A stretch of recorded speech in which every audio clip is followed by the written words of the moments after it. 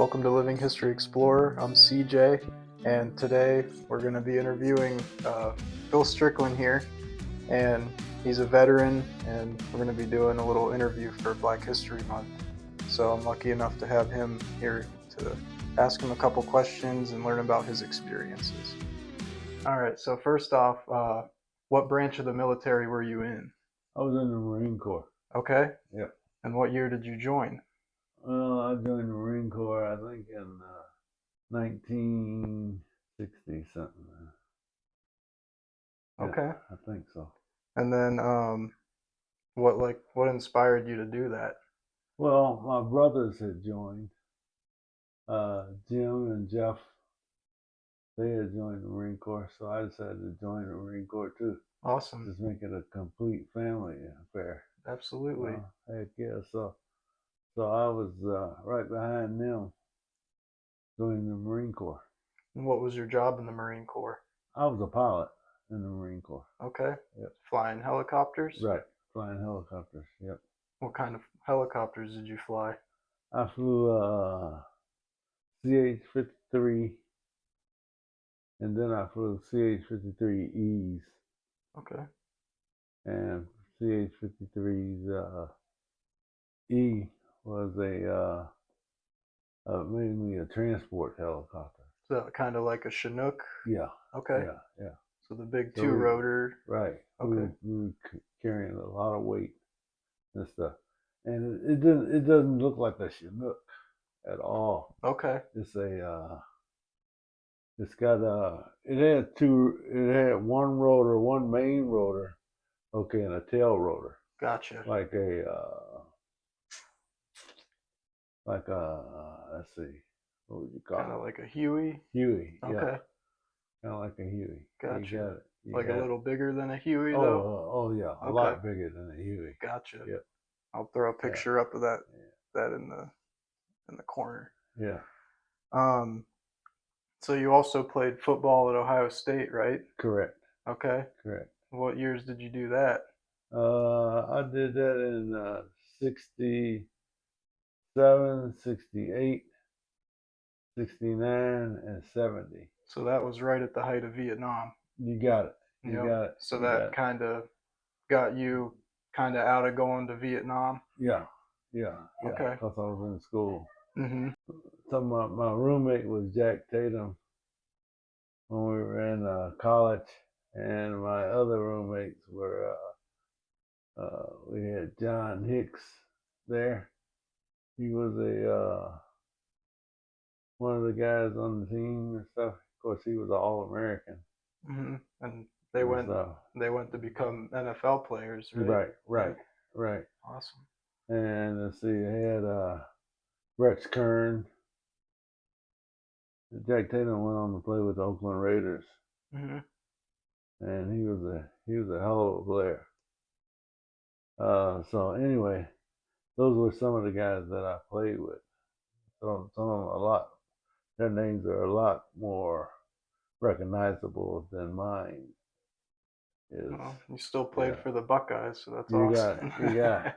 Play. I call him the old man, Woody. I played for him.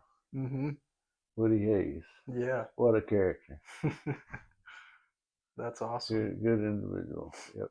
Now, did you join the Marine Corps after that, or were you in the Corps while you were in college? I joined the Corps after. Okay. After I was in the playing for the team. Okay. And stuff. Yeah. Awesome. Did you have to face like any racism or anything like that? Well, I don't think it was much racism that I was in the Corps and stuff. I went to a bunch of different places, different times. Most of the time I was in Okinawa, Japan, and then I went to other places like south of Japan, China, right? So just spent time out there. Mm-hmm. So I did a lot of stuff. I remember a lot of different people that I met during the time I was in the service, and a lot of them just added me into their little circle Mm-hmm. and stuff. So it was pretty good. We did a lot of different things. It was a scary time, but a fun time for me Mm-hmm. that I remember. It was a good time. What's your most memorable experience in the Marines? Memorable experience would be going into Africa, Okay. and when I went into Africa, we were going in to get rid of some people that were battling our folks and taking them prisoner. So, which as an American, you didn't care for very much. Right. So we would go in and try to get them out of there, get our folks out, and we look forward to that in Africa. And if you look at the map of Africa, you see that it is shaped like kind of like a door key Mm-hmm. and stuff. Okay, and on let's see, Africa is down south of Egypt and the rest of the countries that were there and stuff. But we went from there to Egypt, okay, then down to the rest of Africa, and out on the other end, we lived with most of the people in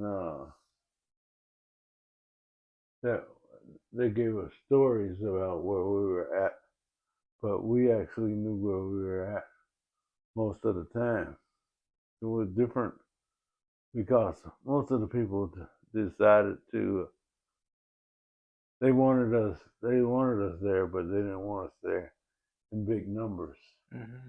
So being not that we were local or not, okay, and that we were from the United States, which meant that we had other possibilities and other thinking than what was the normal thinking in that neighborhood. Mm-hmm. Okay, and not we didn't worry about where we went as much as other people did. We figured that if we got caught, we just got caught, you know. And if you took a bullet, you took a bullet for your country. And it was just the way it was. There wasn't anything personal about it, you know. Mm-hmm. We just needed our people out of where they had them held at. And we wanted them out, not yesterday, but today. Mm-hmm.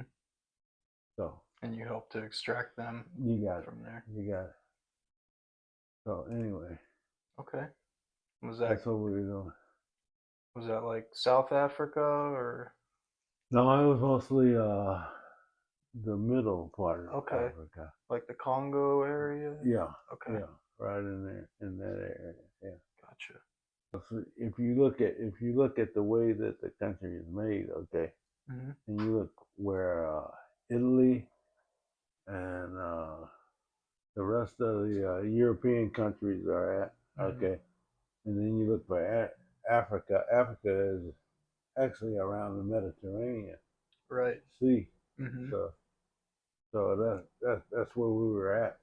Okay. And that's where we did most of our work Gotcha. during that time. So what rank were you in the Marine Corps? I was a lieutenant when I first got there Okay. in the Marine Corps. Then I all the way up to captain, major Oh, so in you the were Marine Corps. awesome. Yep. So we worked from there. We worked in the Mediterranean, going from the Mediterranean into the Arabian countries, African countries, which was Egypt, and all those in that area. Mm-hmm. If you looked at the map, you'd see what was around the Mediterranean. Yes. And some other countries, you'd be surprised at what were there, okay, in that area. At least I was, I kind of knew where they were, but then seeing where they were, brought a whole new perspective to the Mm-hmm. situation. So anyway, that's where we were. Awesome. Yeah. And how long were you in the Corps? I was in the Corps till I retired. Okay. 20 years in the Awesome. Corps. Yeah. And you retired as a major? Yep. Okay. As a major. Excellent. Any other stories, cool stories you have or anything about your time in? No cool stories. We just had other adventures. See, I spent time in Okinawa, spent time in Australia, Egypt. See, I was in France for a while. Mm-hmm. Came to England for a while. Just going different places, passing through. Yeah. Just saying So hi to the folks you got a whole and tour the of the people. world. Well, not the whole world, but some of the world I did. Mm-hmm. See, so some of it's different than what you think about every day. What you go through and what your family may go through. Okay, depends on what you're looking for. Okay, and what you want to do. Mm-hmm. I thought it was a great experience, and it showed me a lot of what I was capable of enduring and incapable of doing at the same time. And I thought that maybe it would be a great experience for my grandkids and kids to be able to see different parts of the world and what were going on at the time and how they could be a part of the situation to add to the situation, make it better or make it worse, if they decided to. But that's how you learn, Mm-hmm. about what life is and what life is about. So there were times that you were kind of like deployed away from the family. Right, How was right, that? right. How was It being away was from them? it was difficult, and I figured it wasn't any more difficult than me being away than my wife being away from me. She probably had a great time without me being around to harass her. You know, everybody has an opinion. And sometimes men have different opinions than ladies have. And my kids, I had Philip, Damon, and Leslie were all youngsters at the time. So we did a lot of different things. Went to went to Kansas City. Kansas City, we had good times there. We were in school there. Mm-hmm. In Kansas, we had going back and forth with the kids. Went around and saw different parts of the country, different parts of the American country, which is most people they don't realize how big this country is until they actually get out and go around and see what the heck is going on. Mm-hmm. And they can see how big this country is. This is a large country. Absolutely. All of it's different. all of it has different, different. Let's see, what do you call it? Different importance Mm-hmm. that they think is important. Okay, whether the government thinks it's important or not is a different story. Okay, you have to learn how to participate, how to see what is going on, how to make judgments, how to see if A and B have, equals C. Mm-hmm. Sometimes it doesn't. So you would look at it that way. So, is there any advice that you have for people thinking about going into the service that you'd like to share? Well, the thing that most people need to look at is what do they want to do in the service? How can I get more training? Can I get more training? Yes, you can. There's more training that you could get inside the service, inside the lecture halls, inside the with the people that have been there before you. So a lot of it is just information. Okay, and information how it works, how you learn from other people, how you look at things, how you see things. You got places to go all around the world to learn about how people react and how people think about you as an American, but also a country member of the world. Okay, you got a reason to ask people questions, okay, because they may think something totally different than you think about, Mm-hmm. okay, that you think is important. And that is really odd, thinking about more than yourself. I mean, most of the times, you think about which way is America? Is America a foreign country? Yes, it is. To other countries, it's a foreign country. Are there foreign countries? Yes, there are foreign countries. There are many countries out there. Okay, and you decide whether you're going to respect them or not respect them. You have to decide that point. Okay, but if you want respect, you give respect. So that's all I have to say about it. Well said. One of your sons became a firefighter, and then another son went into the Marines as well. Right. Okay, awesome. I think that wraps up all the questions that we have here. I want to thank you for letting me do this with you. You're welcome. You're welcome. And You're welcome. That's how you learn. yeah, and like having firsthand accounts from people like you is what makes history books special, and the experiences of people is what like you said, as Americans, like Right. helps history move forward. Right. So I appreciate it. Well, I appreciate you asking me some questions. There's a lot of people that have different ideas of what the service is like, what this is like, what going on a mission is like. People have different ideas of what all is entailed in that stuff. Okay.